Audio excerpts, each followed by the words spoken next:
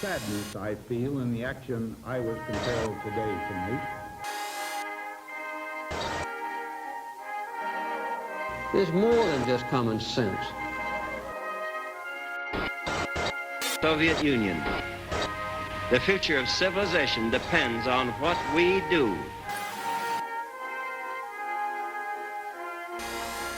But as president, I must put the interests of America first.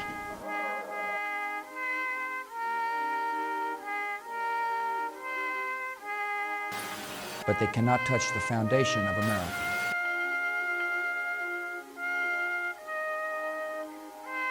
This nation has known hard times before, and we will surely know them again.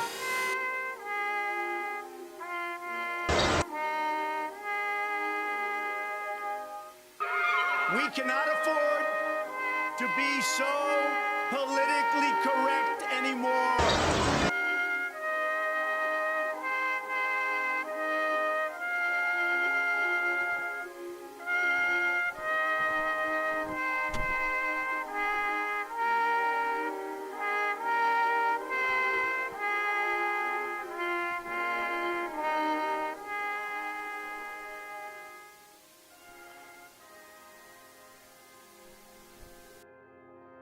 Hello, students. My name is Professor Void, and today we're going to be talking about something, well, political.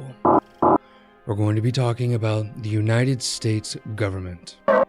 This topic can be somewhat interesting, yet controversial at times, and some of you might need some proper teaching on what goes on in this government.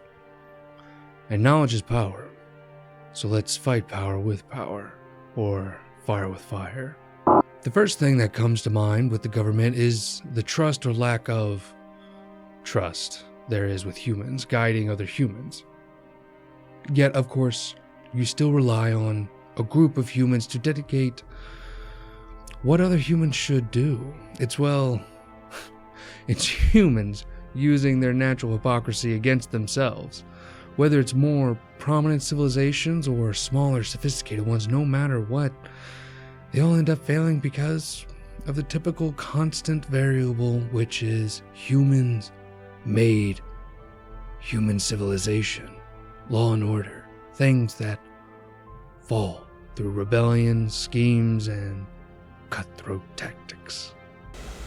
You see, these institutions, they dedicate energy to produce massive amounts of illusionary humanity and law and order, while spouting out indescribable promises and rhetoric. These humans sell themselves like food in a buffet, but the real question is, who is really on display for whom? Who is at fault here? The person selling poisoned promises, or the sucker who accepts their fate with a smile and a sticker? No matter the fact, humans love trial and error.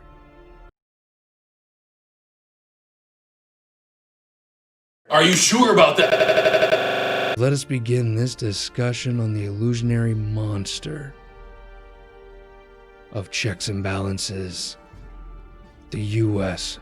government. I thought he would have learned them by now. To discuss the United States government, we first need to discuss what is government and politics in general. It is mainly a set of rules and institutions people set up to live ignorantly through a life of society. Politics is the art of governing a nation's people and their administrations of internal and external affairs. To put it simply, it's how people organize their power and adjust among a society of other people. Think of it as one of your sports teams. Fans come together and choose which team they want to succeed and win by either the coach or the team players being the deciding factors. Now, back to politics, you can decide which team or political party you want to root for. Of course, there's always fine print. You see, humans believe choosing one of these parties determines for themselves or other people their whole identity as a human, which is astronomically wrong. And it even can hurt other people deciding these factors for themselves or for other people. Still, it doesn't stop our fellow humans from casting judgment and making enemies to other people and other groups of people. Some even assess the worth of someone's life, debating on these decisions. Now, funneling down to precisely the U.S. government. The U.S. is a republic, meaning we choose individuals to represent groups of people. The U.S. mainly, unfortunately, and cryptically, is under a two-party system, mainly. These two parties are the Red and Blue Party. The names change from person to person. They are ranging from your basic terms to specific acronyms to blatant insults. Now, with these two parties, not only do they choose a person to represent thousands of people, they then select one person to incarnate a whole civilization, practically representing millions of people.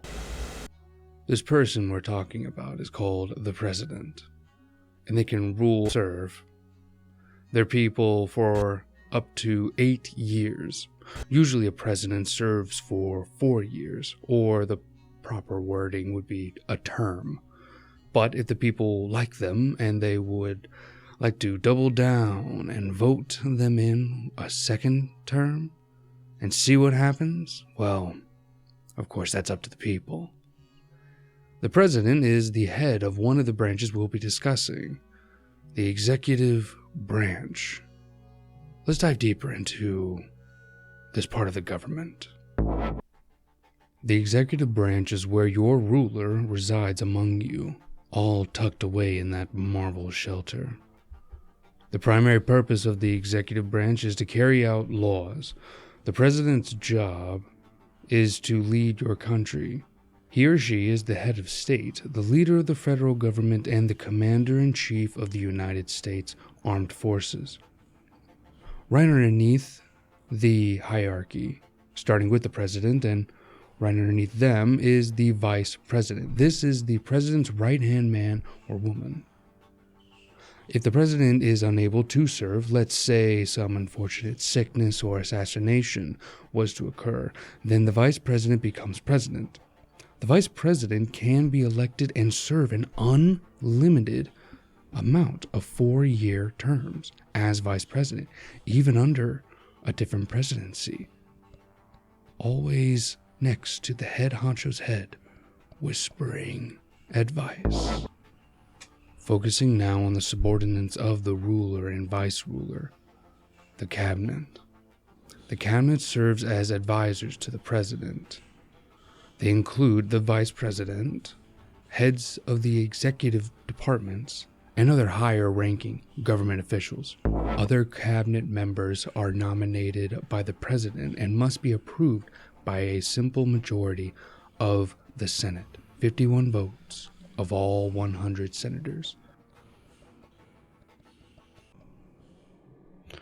Our next branch is where the Senate resides, the legislative branch. This branch includes Congress itself and the many agencies living among it. These institutions make the laws. Now, Congress is divided into two leading houses, the Senate and the House of Representatives. The Senate's purpose in our government is for 2 people from each state to represent that state, totaling in 100. And then govern the country for millions of people, poor, rich, old, and young. Easy. The person's term in the Senate is 6 years. Our next illusionary institution is the House of Representatives, where we currently have 435 elected representatives divided among the 50 states, in proportion to their total population. A representative's term can be up to 2 years. And then there is no limit to the amount of terms an individual can serve, allowing them to serve until death or the people decided to uprise and kick them out. Next on the chopping block is the judicial branch. These people interpret our laws, apply those laws to many individual cases. They also decide if specific laws violate separate set of laws on a paper called the Constitution. This institution contains many courts scattered amongst the land of the U.S., and the highest of those courts is named the Supreme Court. Judges of the Supreme Court are nominated by the President and approved by the Senate. 9 members make up the Supreme Court, a Chief of Justice and 8 associated justices. There must be a minimum or quorum of 6 justices to decide a case. If there is an even number of justices and a case results in a tie, they let the little courts grovel amongst themselves to determine the case's fate. There is no absolute fixed term for justices. They serve until death, retirement, rebellion, or obstruction of government. Of course, under exceptional circumstances. Now, with all of these entities brought forth to us, it begs the question on how these branches keep each other in line. Is it the people? Or the elites? Maybe both. Maybe none of them. What do we know? Well, what we do know is, well, barely anything, and the only parts that are exposed to us is, well, checks and balances. You see, checks and balances are used to, well, again, keep the other branches in line. Whether it's just a concept of order followed to a T, or the literal checks of the elite being deposited into balances of blind followers, this process makes sure everyone plays nicely. You see, there's no friendly banter in government. Everyone's out for everyone else's throats. For the executive branch, the president can veto legislation created by Congress and nominate heads of federal agency, just like the Supreme Court justices. The legislative branch confirms or rejects the president's nominees for those courts and agencies, and can remove the president from office in exceptional circumstances, meaning impeachment.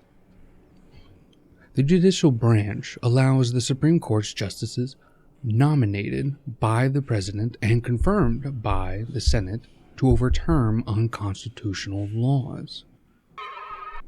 You see, they all try to win each other over, back and forth, and, of course, keeping each other in check, making sure none is stepping over bounds. But let's say if one of those two political parties is leading, say, a red president and a red house, a blue president and a blue house, well then, a lot of progress on that political side of the party is sure to ensue, and many things can get done, whether they're morally right or not.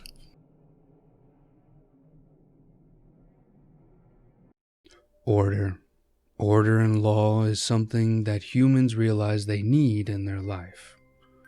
At first, it was simple and kept close to almost an individual level. Keeping your morality to yourself and making sure you're not killing anyone seems about right.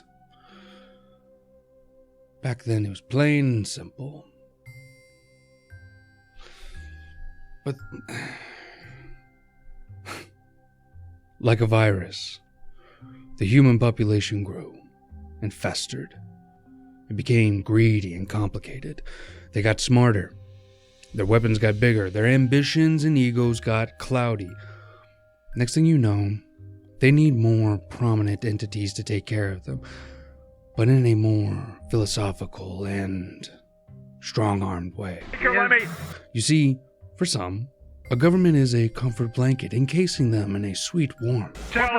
For others, it's a choking, smothering, oppressive hazard. I'm sick of it! And no matter what, the reason... How is that possible? The reason doesn't justify all happiness. Humans are diverse in many ways, from viewpoints to lifestyles to physical attributes to mental ones. Having one or a handful of humans dictating what is happening to millions, I get kind of sick and tired of it. guiding them through The lunacy of this. pieces and terms and checks and balances, back and forth, tick-tock, tick-tock, two parties, two sides of the coin. Yes, there's tinier parties, but they are all secluded. It's all smoke and mirrors. It's a magic trick. It's illusionary. Enough! They all spin their web, drawing out their colors and never showing any true purpose. Mr. Speaker, the chair will put them in, bro. They manipulate you. They throw illusionary means at you. Again, smoke and mirrors, making everyone, I wouldn't even say happy, but passionate about their issues. And of course, these politicians, this government, it reminds me of a saying: when you try to make everyone happy, you make absolutely no one happy.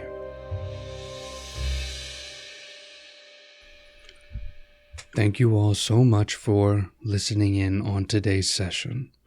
I'm always trying to add in new things to add more to the experience.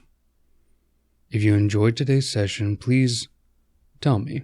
And if you have any more suggestions on how I can persuade you more through frightening means of through the media or video or anything such like that. If you learned anything new, leave a like, comment, and subscribe. If not, still do so. Thank you all for watching, and remember to always stay afraid and keep learning.